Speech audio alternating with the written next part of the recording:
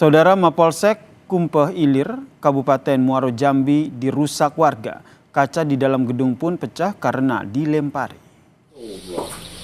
Diduga aksi perusakan dilakukan oleh warga yang marah terkait dengan tewasnya seorang tahanan di sel Polsek Kumpeh Ilir.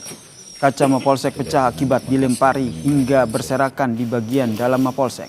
Tidak ada anggota polisi yang menjadi korban dalam peristiwa ini. Saat ini, saudara, kondisi di lokasi sudah mulai aman dan terkendali.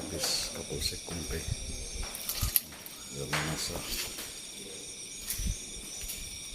anak Makassar dalam sel.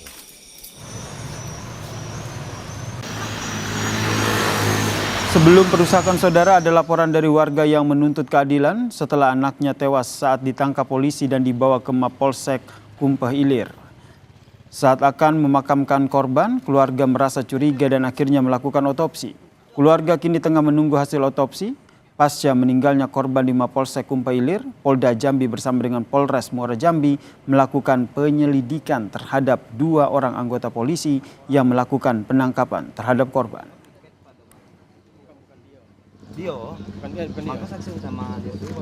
Bahwa anak saya itu ditangkap jam 9, jam 10 anak saya itu sudah ada lagi meninggal. Semua anggota polisi tidak ada di tempat di saat itu. Ada kejanggalan yang tidak saya terima. Di sininya ada seperti bekal lilitan tali di lehernya. Dan untuk mengetahui lebih lengkap terkait dengan aksi perusakan Mapolsek Kumpeh Ilir, Kabupaten Muaro Jambi, sudah terhubung bersama kami Kapolres Muaro Jambi AKBP Bram Wahyu Susanto. Selamat malam, Pak Bram. Selamat malam.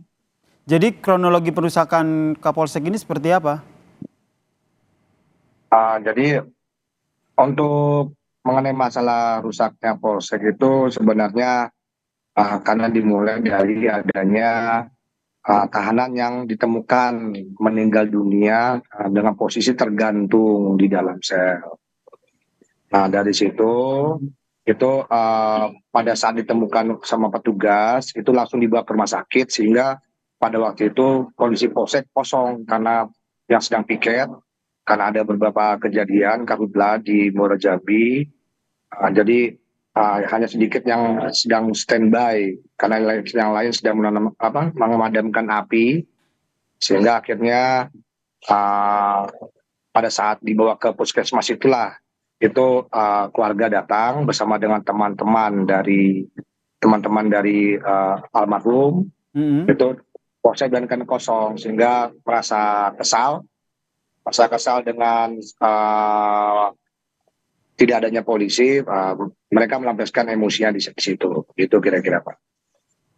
Kekesalan oleh warga yang akhirnya melakukan perusakan ini diakibatkan karena ada dugaan adanya kekerasan terhadap seseorang yang ditahan dan diamankan di sana. Betul begitu?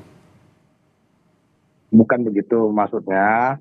Kesal karena tidak ada anggota polisi di dalam kantor polisi, karena untuk mereka menginginkan mengapa penyebab kejadian meninggalnya saudara mereka ini seperti apa gitu, kepingin bertanya, cuman tidak ada orang bisa tanya karena anggota sedang ada di puskesmas untuk mengantar almarhum di puskesmas.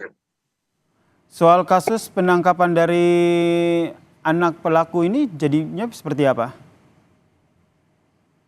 Kalau untuk kasusnya itu yang jelas kan masih dalam proses, Pak, ya. Dalam proses. Jadi awal mulanya itu ada yang tertangkap, ada kejadian pencurian, kemudian yang tertangkap. Nah, tertangkap ini kemudian mengakui atau menyatakan bahwa dia melakukan bersama dengan 3 orang lainnya, termasuk dari pihak almarhum. Jadi karena penyampaian tersebut, almarhum ini dibawa ke Polsek. Dilakukan pemeriksaan, kemudian setelah pemeriksaan dimasukkan ke dalam ruang tahanan. Kemudian tidak berapa lama diketahui sudah ada posisi tergantung di dalam sel itu. Mengenai penyebab meninggalnya, apakah memang apakah menggantung diri atau digantung, nah itu sedang didalami, Pak. Berarti hingga saat ini polisi masih mendalami penyebab dari kematian dari tahanan tersebut ya? Betul. Karena tadi kan awalnya keluarga tidak ingin Ada dugaan intimidasi karena kami mendapatkan kabar ini cross check jika salah bahwa ada polisi juga yang kabur begitu. jadi untuk para anggota Polri yang terlibat dengan kejadian itu memang sejak kejadian itu tidak dapat kami temukan dan kami cari sampai dengan sekarang. Begitu kira-kira. Ada CCTV di lokasi tahanan yang bisa dijadikan sebagai alat bukti? Untuk CCTV sebenarnya ada, namun pada saat ada sekelompok dari pihak keluarga dan teman-teman dari almarhum ini masuk, ini DVR-nya tiba-tiba tidak ada hilang untuk CCTV-nya. Jadi mungkin mereka khawatir perbuatan perusahaan polsek ini terekam, jadi mungkin mereka mengamankan itu gitu kira-kira. Tentu agar kasus ini terang benderang, polisi yang hingga saat ini masih dikejar, ini nanti update-nya akan seperti apa? Pastinya kita menunggu hasil otopsi, Pak ya. Kita nunggu hasil otopsi. Nah, dari hasil otopsi itu berarti baru kita membuat keputusan. Karena tadi otopsi sudah dilakukan, cuman untuk kesimpulannya itu masih tadi dokter menyampaikan mungkin sekitar 3 sampai 7 hari. Begitu. Oke, saksi-saksi yang sudah diperiksa siapa saja, Pak? Nah, saksi karena waktu itu di Polsek ini sangat minim personil, itulah sebabnya saat para personil ini membawa ke puskesmas, tidak ada orang di Polsek, sehingga ibaratnya saat ini kalau kita periksa saksi-saksi terkait peristiwa itu memang sangat mengandalkan personil yang saat ini sedang kami cari untuk kami ambil keterangannya. Kondisi terakhir terkini di Polsek seperti apa sekarang, Pak? Nah, jadi tadi kami ke Polsek, tujuan kami adalah pada intinya bahwa peristiwa ini tidak membuat hubungan antara Polsek dengan warga itu menjadi rusak. Jadi saat ini memang sudah kondusif, artinya bukan institusi Polri yang dibenci oleh masyarakat atau tidak disukai, tapi intinya masyarakat apabila memang ada dari oknum Polri yang melakukan kesalahan yang mengakibatkan anaknya meninggal dunia, baik itu karena lalai atau sengaja, keluarga minta untuk diproses hukum.